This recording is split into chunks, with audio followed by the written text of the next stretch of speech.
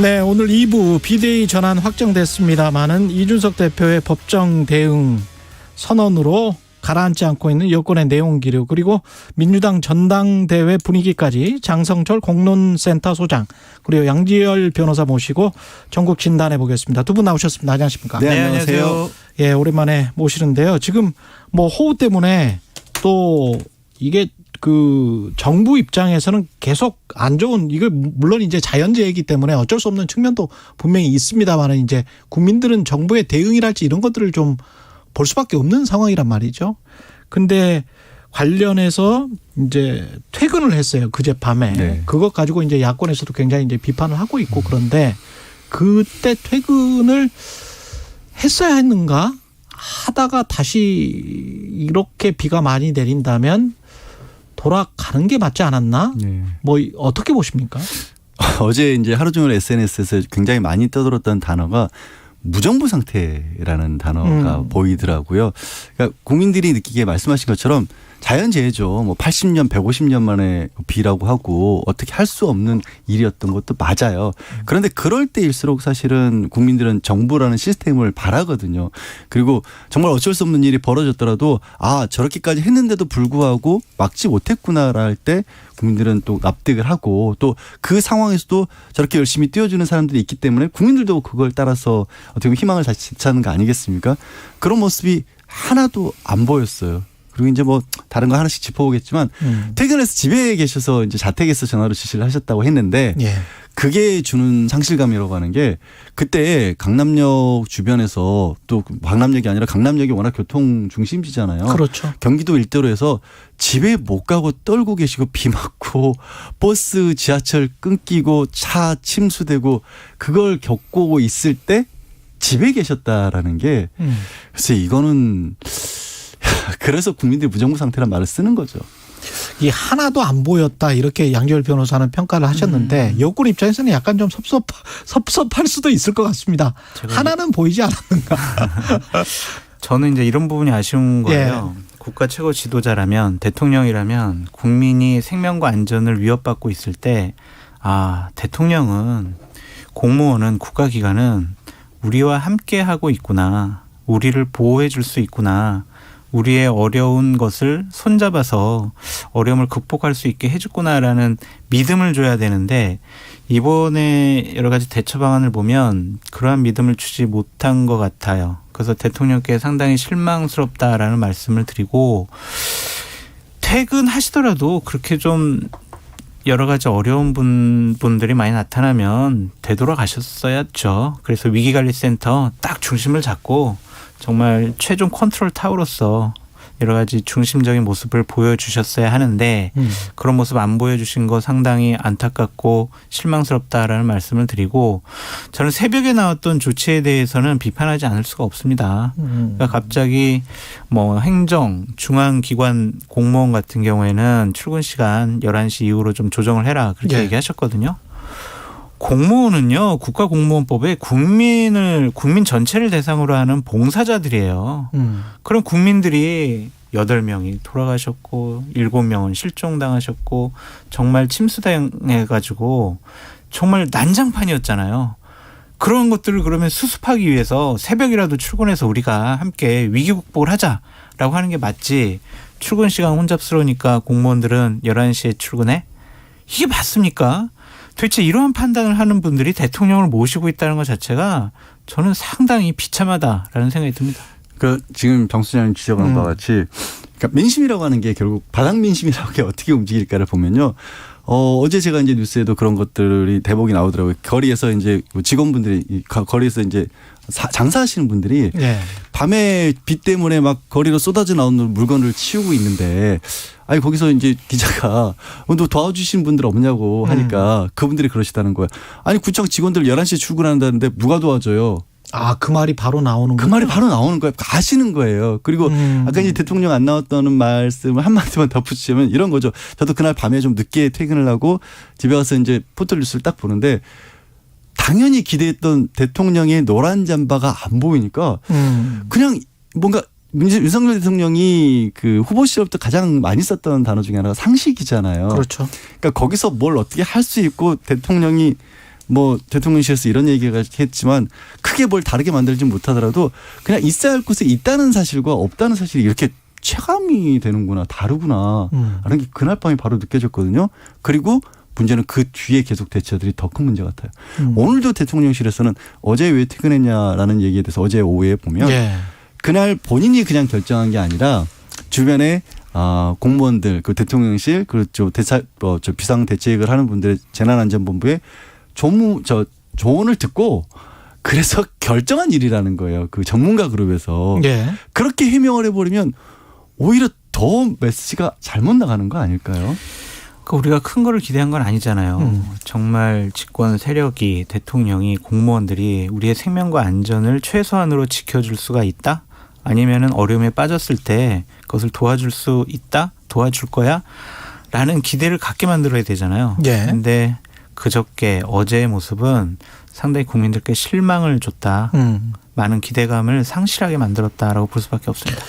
대통령실의 생각은 약간 다를 수도 있는데 이따 강승규 대통령실 시민사회 수석이 나오니까요. 그때 좀 이야기를 이 관련해서 호우 관련해서는 이야기를 좀 들어보고 대통령실 이야기 나온 김에 지금 이제 인선 내각 관련해서도 계속 이야기가 있다가 박순애 교육부 장관이 자진 사퇴를 했습니다. 근데 이걸로 이제 일단락이 되는 건가요? 아니면은 더 어떤 쇄신책이 있어야 됩니까? 있어야죠. 예. 일단 박순애 교육부 장관 사퇴한 걸 보면서 참 이분이 어떻게 보면 좀 뭐랄까 타이밍이라고 할까요? 이런 것도 참 안 따라주는 거라는 생각도 들었어요. 저희 이제 사실 윤석열 대통령도 휴가 끝내고 복귀해서 달라지겠다라는 얘기를 월요일 아침에 했지 않습니까? 네. 하고 오후에 좀 늦게 5시 반인가요? 사퇴 소식이 나오면서 조금 변화한다라는 그런 이미지를 줄 수 있었던 타이밍이었는데 그날 밤에 바로 조금 전까지 얘기했던 호우 사태가 이제 터져버린 것이고 교육부 장관 사퇴하는 과정에서도 사태가 매끄럽지도 않았고 그리고 인선 과정에서 생각해 보시면 과연 이 박순애 교육부 장관만의 탓이었을까? 그러니까 장관 임명됐을 때도 언론에서 아직도 사실 청문회를 제대로 못 거쳤기 때문에 뭐 표절 문제라든가 음주 논란 같은 게 해결된 건 아니에요. 예. 해결되지 않았는데도 불구하고 임명하면서 대통령이 뭐 언론에서 야권에서 정치적 공격하는 거 고생하셨다 받아내라고 이렇게 하면서 받아들였거든요. 그랬죠. 예. 그렇게 받아들였어요. 그리고 지금 가장 크게 논란이 됐던 게 초등학교 5세에 지금 입학하는 거 그걸로 그렇죠. 이제 가장 크게 논란이 됐는데 결국 그 책임을 지고 물러난 모양새지만 우리 진짜 국민들이 다 봤을 때 대통령도 그거 지지하고 빨리 정책 방향 추진하라고 얘기를 하셨는데 교육부 장관 한 사람이 책임질 문제는 아닌 걸로 보이거든요. 그러니까 이게 여러 가지로 사태로 그나마 조금이라도 어떤 신호를 줄 수 있었던 부분도 호우 때문에 그냥 떠내려가 버렸고 예. 그리고 인적쇄신 이제 그럼 처음부터 다시 해야 되는 오히려 뭐 대통령이 혼자 다 책임져야 될 부분도 오히려 교육부 장관에게 미룬 것처럼 모양새가 돼버려서 예. 이거는 턱없이 부족한 상황이죠. 재난극복과 관련해서 주무장관이라고 보여지는 행안부 장관이 이틀 동안 어떤 역할을 했는지에 대해서는 그렇게 썩 긍정적으로 보이지가 않습니다. 그래서 박순애 교육부 총리가 그만뒀지만 내각에서도 좀 능력이 부족하다거나 여러 가지 구설수에 올랐던 분들은 이번 기회에 좀 정리하는 것이 필요하다. 추가적인 정리가 필요하다는 생각이 들고요.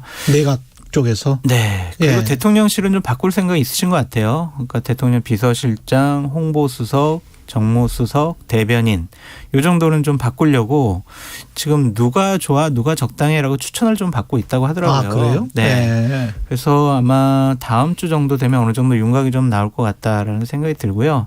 고민을 하는 것 같아요. 적임자가 누가 있느냐라는 것.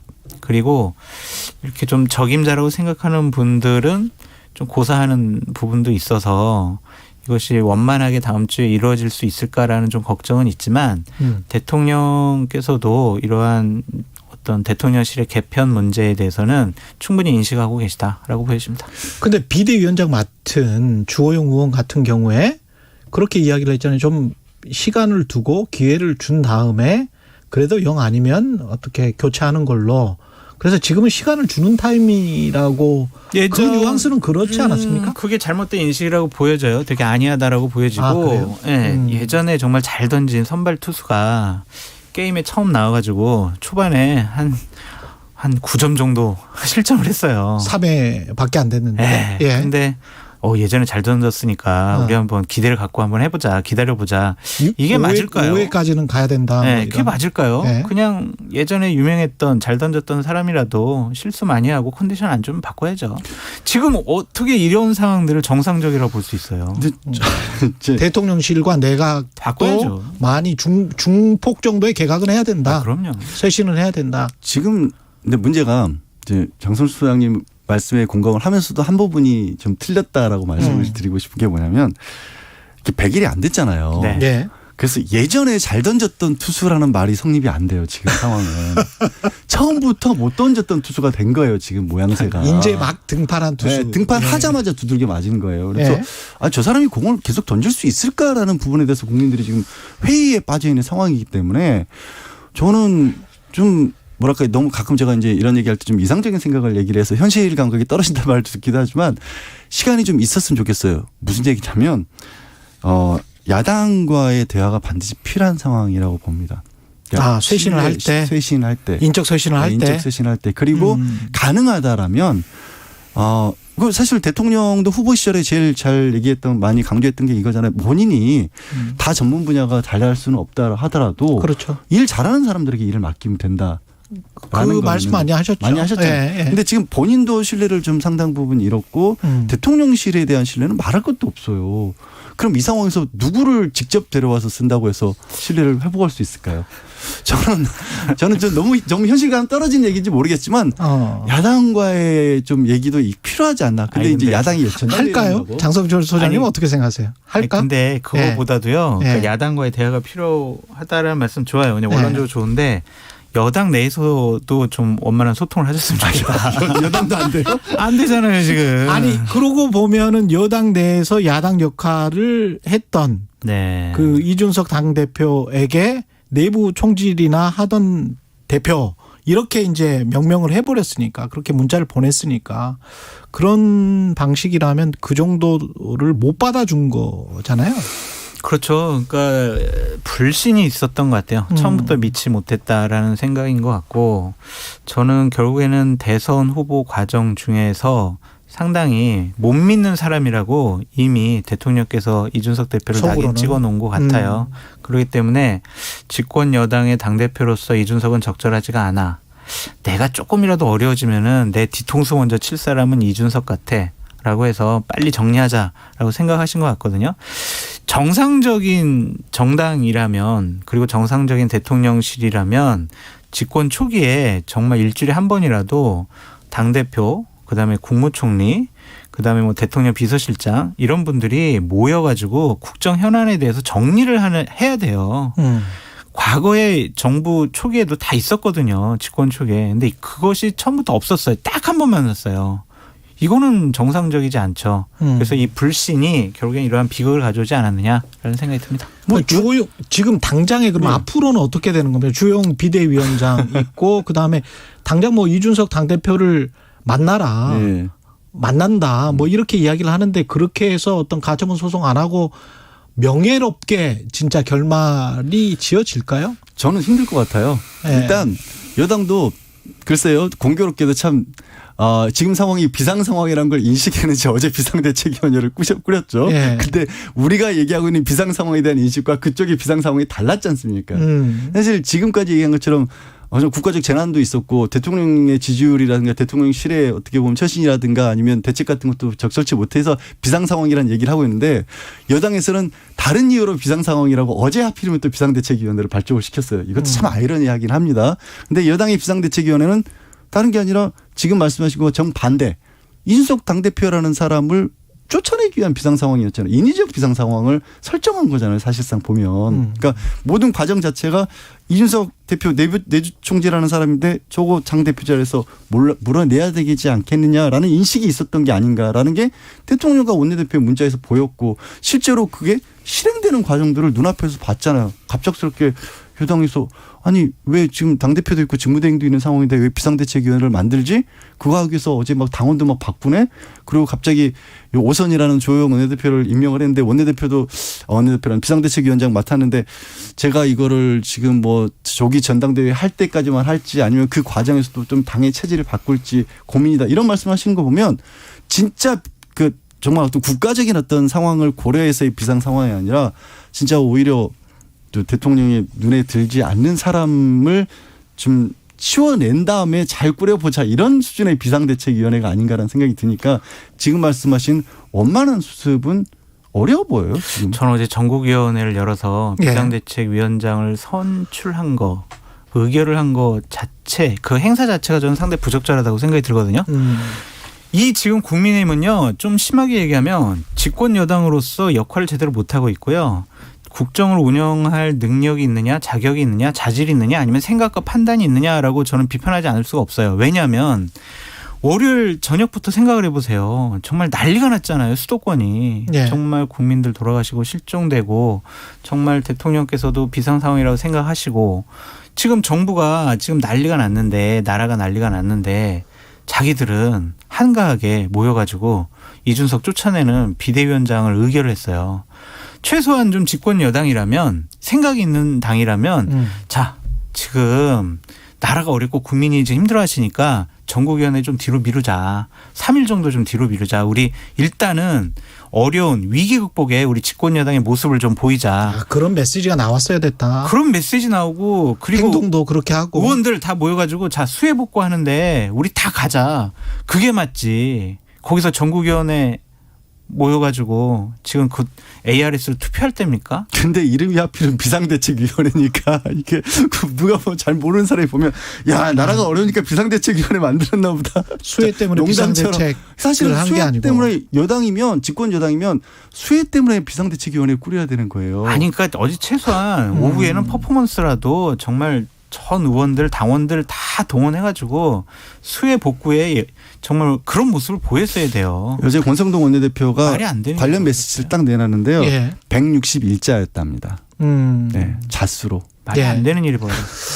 그 관련해서 두 분의 의견이 그 특히 호우와 관련해서는 거의 일치하는 것 같은데 그럼에도 불구하고 국민의힘 특히 중진 의원들은 또는 대통령과 가까운 의원들 중에서는 당대표가 누가 될 것인가, 총선이 어떻게 될 것인가, 거기에 또 신경이 많이 쓰일 수밖에 없는 상황인 것 같고 그런 신경, 염려, 걱정, 고민 뭐 이런 것 때문에 비대위가 기간이 어느 정도 되고 언제까지 하고 비대위 9명을 누구로 앉혀야 누구에게 유리하고 불리하고 뭐 이런 어떤 지금 정치적인 계산들도 벌어지고 있는 것이 아닌가 그런 생각도 드는데요. 계산은 복잡을 한데 예. 답은 그렇게 어렵지 않은 것 같아요. 지금 어차피 만약 올해 안에 예. 그 전당대회가 열린다 그러면 출마할 분이 몇 분이 없어요. 올해 안에 열려도? 네, 안철수, 김기현 거의 뭐 유력한 사람은 이 두 분밖에 없어요. 근데 만약 그렇습니까? 내년 1월 달로 이후로 넘어가게 되면 상당히 좀 복잡해져요. 왜 그렇습니까? 출마자들이 더 많아져요. 그게 딱 한 달 차인데? 예. 왜냐하면 정진석 국회 부의장 같은 경우도 올해 딱 연말까지만 국회 부의장하기로 했잖아요. 그렇구나. 그리고 지금 정부에 있는 예. 장관, 정치인 출신 장관들 있잖아요. 그럼 내년 초에만 전당대회가 열린다고 하면 중폭 개각을 만약에 한다면 그렇죠. 예를 들면 원희룡, 권영세 이런 분들도 나와서 당대표직에 도전할 수가 있어요. 충분히 가능한 시나리오네. 상당히 복잡해지기 때문에 김기현 전 원내대표는 빨리 하자. 빨리 하자. 권성동 원내대표도 다시 나설 수 있는 거 아닙니까? 근데 지금 안 많이 될까요? 상처를 입으셔가지고. 아니 몇 개월 후니까 또. 의지는 있겠지만. 정치라는 거는 또 모르니까. 의지는 있지만 가능성 여부에 대해서는. 저는 충분히 가능하다고 봐요. 아니 장제원 의원도 직접 나설 수도 있는 것이고. 장제원 의원도 나설 수 있죠. 근데 비호감도가 높기 때문에 예. 그 부분을 어떻게 극복할 거냐 문제일 것 같고 본인은 당대표를 만들어서 예. 그 밑에서 공천을 좌우하는 핵심적인 역할을 하는 게 훨씬 더 현실적이고 위험 부담이 없다라고 생각할 것 같아요. 참 보면 늘 뭐 이런 얘기를 하다 보면 느끼는 게 새삼스럽게 매번 새삼스러운 게 국민들이 바라보는 정치권에 대한 시선이랑 정치권 내부에서 벌어진 일이랑은 참 달라요. 예. 급한 일도 다르고. 근데 지금 답 얘기 중간에 들어있거든요. 공천, 선거 1년 반도 넘게 남았다. 안 급해요. 여당이 하는 거 보면 급한 모습을 하나도 찾을 수가 없어요. 예. 지금 어차피 지금 좀 지지율 떨어지고 당 지지율 떨어지고 비난하지만 두 가지 생각이 드는데 일단 시험이 큰 시험이 한참 뒤에 남아있고 시험 치르는 분들 개개인들을 따져보면 본인들 지역구가 그렇게 흔들리실 분들이 많지가 않아 보여요. 그렇죠. 지금 여당은. 여소야대라고 하는 부분들을 뚫고 깨쳐나가서 확장한다기보다 확장을 해야 되는 게 국민들이 생각했을 땐 당연히 그쪽으로 갈 것 같은데 그렇죠. 예. 일단 나는 안전하다는 생각들을 먼저 하시는 것 같아요. 근데 지금 여당 이야기 쭉 했습니다만 시간이 별로 없는데 민주당도 사실 공천과 관련해서 염두에 두고 지금 당대회가 전당대회가 진행되고 있는 거 아닌가요? 그럼요. 뭐 오로지 그냥 예. 2024년 총선 공천권 누가 당대표가 되느냐. 네, 내가 줄 서면은 누가 나에게 공천을 줄 것이냐 그것만 보여지는데 이미 그거는 뭐 볼 것도 없죠. 지금 이재명 후보가 거의 뭐 75% 내외의 득표율을 기록하고 있는데 볼 것도 없다. 뭐 것도 어떻게 해도 없어요. 흥행이 안 돼요. 안 돼요.